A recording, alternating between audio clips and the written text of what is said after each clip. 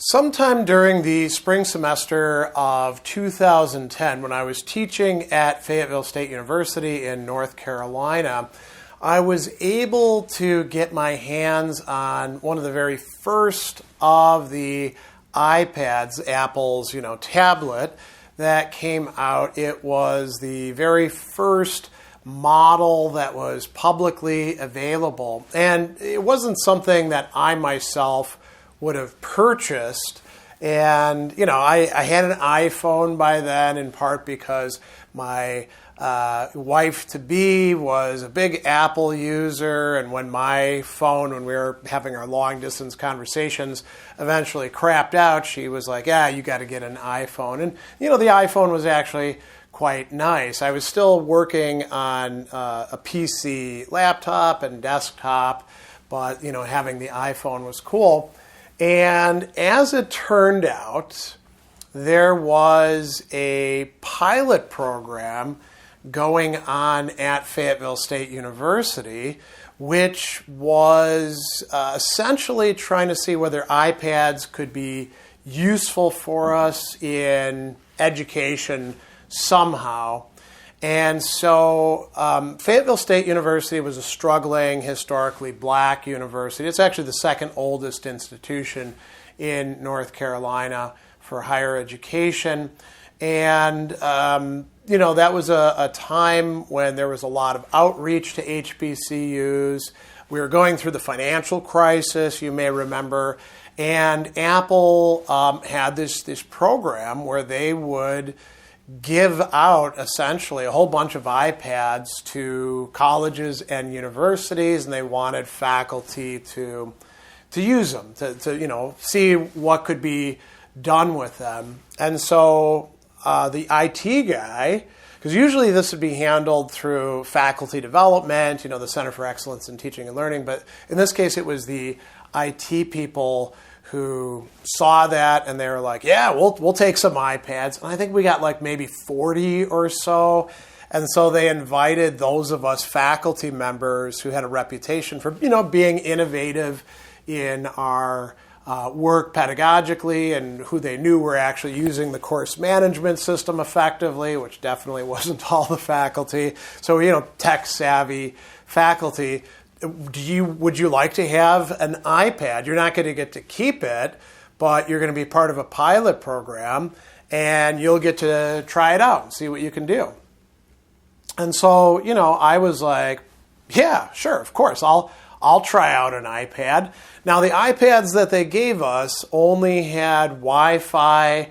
There was no cellular service or anything like that, so your capacity to use it and be connected to the internet was, whether you had Wi-Fi or not.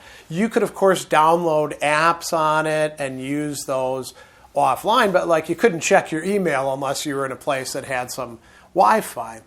And anyway, I get my iPad, and I think, it came probably with a charger and maybe some instructions or something. And I think it also had one of those, protector things after a while. But at first it was just the iPad itself.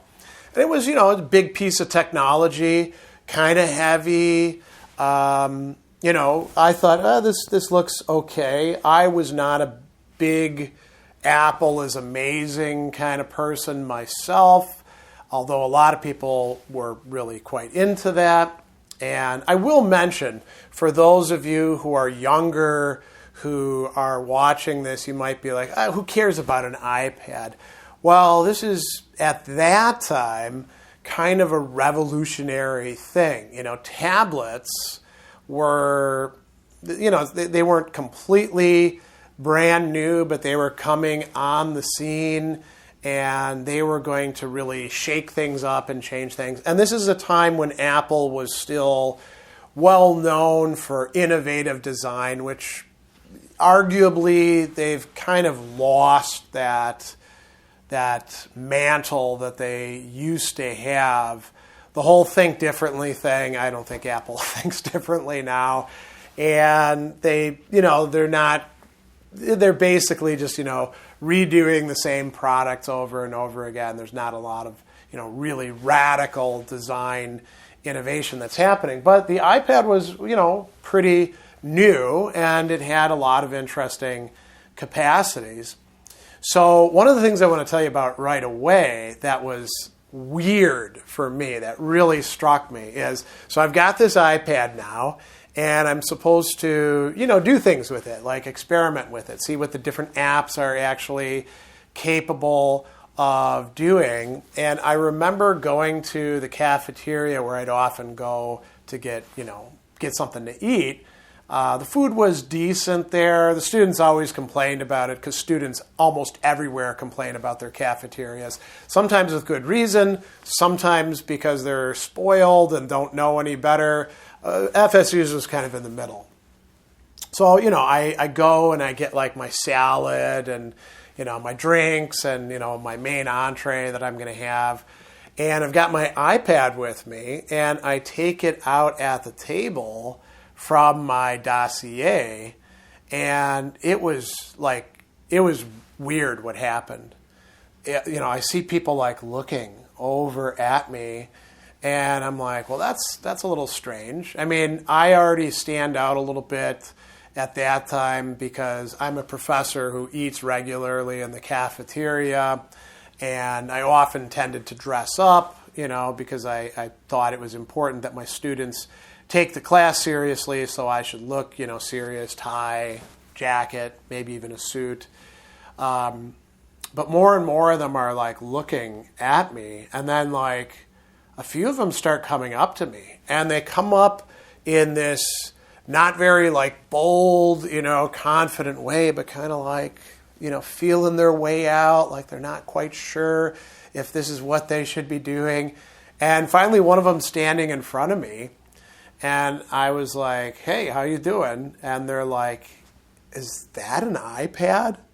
And I was like, yeah, we're doing this pilot program. A bunch of the faculty are getting issued these, and we're going to try them out and see whether they can improve classroom instruction or help us out in important ways. And here's where it got even weirder. They were like, can I touch it? And I was like, yeah, sure. I held it out to them, and they were like very reverential towards it. And, they were like, they're holding it as if it's almost like a newborn baby or something that you got to be super careful with. And I was like, okay, cool. To me, it's just another piece of technology. But to them, there was something about the way it was designed, the elegance of it. I guess there was some buzz about iPads going around that I didn't know about. And they were all like into it. And then like another one's, can I hold it too? I was like, okay. And I'm just sitting there eating my lunch while student after student came up, and they didn't want to do anything with it. They just wanted to like look at it and touch it. They weren't going to try any of the apps on it. And I was like, wow, this is weird. People talk about the fetishization of technology, and I've heard that concept, and I've seen it with other things where people are like, ooh, the beautiful race car, here's an advertisement for this thing over here. But I didn't really have like a lot of firsthand experience with that sort of thing, where there's almost like a sense of awe around it. There's an aura. And I was like, this is weird, man. So, pack up, go back. And this happened more than once with people who are like, holy shit, that's an iPad? Their eyes get real big, and they don't want to like do anything with it. They just want to like check it out, And for me, that was really strange, because I don't have that kind of approach. Even when people are doing that with things that are, I would geek out about, like, here's a first, edition of this person's book, and it's got their writing in it, an inscription. I'm like, oh, that's nice, that's cool. I'm more interested in the words, not so interested in all this sort of stuff. Or, this person stayed at this very room. That doesn't do that much for me, but I guess it does for a lot of people. And this was the iPad. So, long story short, it's sometime in the spring when I get issued this, and I load it up with a bunch of apps, some of which are productivity things. Like I'm using it for checking my emails when I'm in meetings and all that. But I didn't find it very useful, in part because at that time, and this is going to sound mind-blowing to you, there was no way to actually save files on an iPad unless there was like some weird workaround that you could do if you got this app and all that. And it was kind of a pain in the butt. So you could like go on the internet, with the Safari, right? You could check your email. You could, just like on your phone, go on to Twitter or Facebook or LinkedIn, although the apps didn't have quite as much functionality as, of course, a desktop browser version would, and sometimes not even the same functionality that an iPhone app would have either. You could play your music on it, you could do other things as well. Read books, right? You had the Books app. You could take notes for yourself in the Notes app, and I found that was useful for me.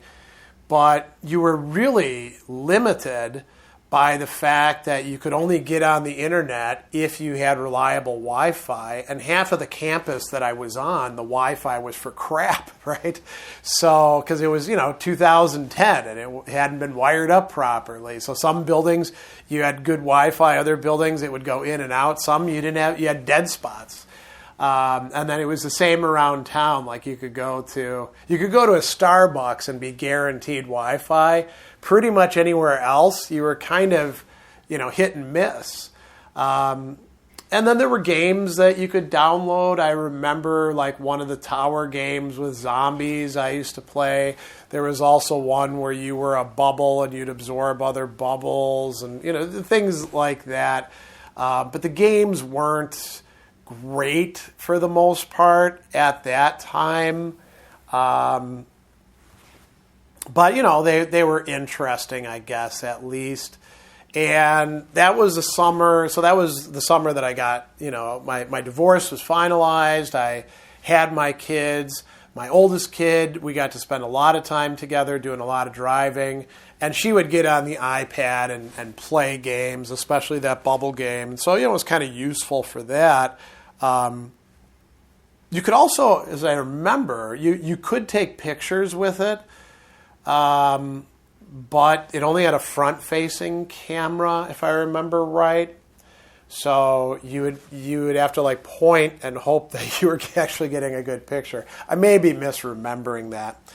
So coming back to the whole purpose that I had this thing, classroom instruction.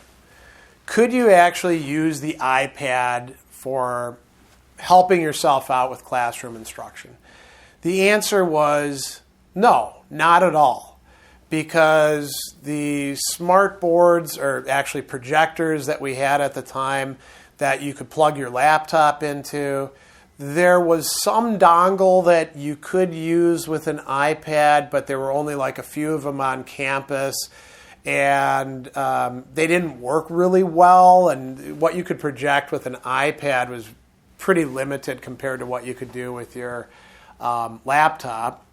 And what were you going to use it for in the classroom? Like, the Blackboard app, because Blackboard was our course management system, didn't work very well on it, so you couldn't even really effectively use it for like taking attendance. But you could get it out and the students would marvel at it. Oh my God, that's an iPad, But is that effective teaching? No, that's kind of the opposite of it. You're just kind of dazzling them with your crazy technology that you're bringing in. And so, some of the professors who were, not quite as physically strong said, well, it's nice to have this thing rather than to have to tote around a big laptop.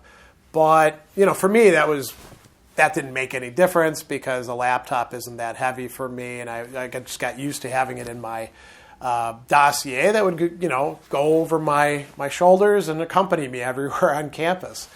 So the answer for the first generation of iPads was it's not really helpful for classroom instruction. Now, that changes as time goes on, right? But at that time, the answer was no. It's more of a distraction than anything else. It's useful for like going to meetings, or I had to be flying a lot, so could be kind of nice to do a little bit of writing work while I'm flying. Because what are you going to do? Write it on your phone? Your laptop is too big, but the iPad was good for things like that. But the fact that you didn't have anything, if you didn't have a Wi-Fi connection, meant that you're pretty limited back in 2010 and 2011 anyway. And I held on to it, and I participated in the study, and I gave my feedback, which was, I don't see these being particularly helpful. Maybe if they incorporated this feature, and we actually had like a cellular plan for it. And there's no way my school was going to shell out for cellular plans for all these iPads. Maybe that would be useful. And it came to an end for me when I left Fayetteville State University in 2011 and moved up to be with my then fiance, now wife, Andy, up in New York. I had to give the iPad back, and I'm assuming it just got recycled. Somebody else probably got assigned it. And I don't know how long the study went on for, but it was kind of a bust, which might be, again, for those of you who are used to Apple being this massive conglomerate, it might be a surprise to you that the first iPads really weren't effective tools for education at all. But maybe they used some of the feedback they got, and that went into the later generations of iPads. They're very helpful now, right? It's nice to have one. I don't have one, but I know people who do, and they like them quite a bit. So that is what I thought might be kind of an interesting story for some of you about a piece of technology that really wasn't all that useful, but people found incredibly attractive. I'll even say sexy and kind of fetishized and had these weird reactions to way back in the early 2010s, the Apple iPad first generation.